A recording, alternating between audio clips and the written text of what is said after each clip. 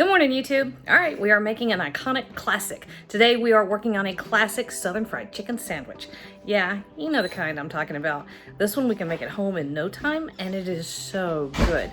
Every bit as good as the big guys who are battling it out. We don't have to get wounded in that war. We can do it ourselves. All right, let's cook, y'all. We got a family to feed.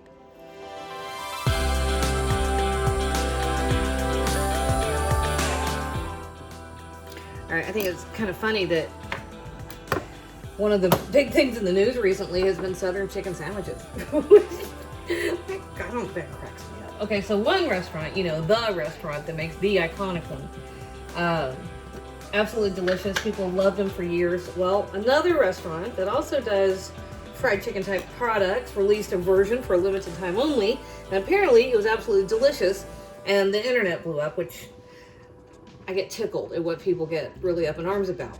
Anyway, it got me thinking, I'll just make my own, right? I'll just do it at home. We don't have either one of those restaurants in the town where I live, so if we want it, we either have to go somewhere else or make it ourselves. Here's how you make it yourself.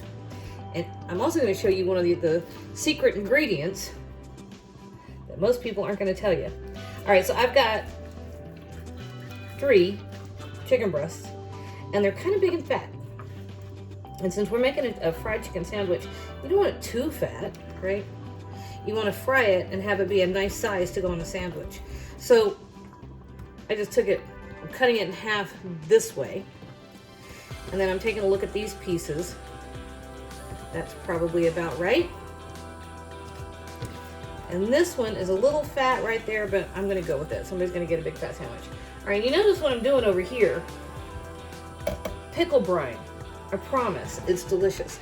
Chicken, something magic happens when you take leftover chicken brine and you drop your chicken in it and you let it sit for a couple hours before you cook it. People in the South have been using pickles or pickle brine forever. And of course, the iconic Southern fried chicken sandwich has pickles on it, but there's just something about brining it in this pickle juice. It's wonderful.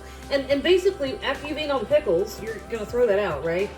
Or you could do, it's already got all the elements of a chicken brine in there. So it's got the salt, usually a little vinegar, pepper, garlic, other spices.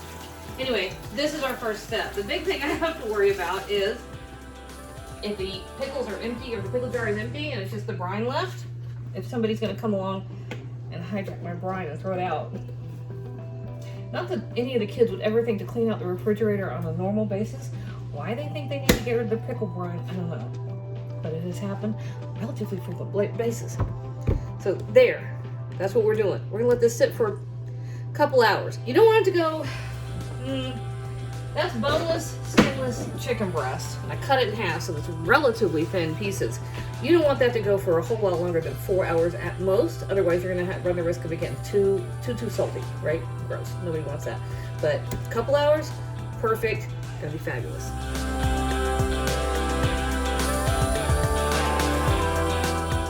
Hey YouTube, if you found that helpful, do me a favor and hop on over to Patreon. Check out my channel over there. I am terrible with Patreon, but I'm working on it. Actually, I'm bribing Boone to work on it, and I'm doing my best to get all of my content uploaded over there where it's gonna sit there ad-free for my Patreons. How about that? No, patrons. Pates? Paters? I have no idea.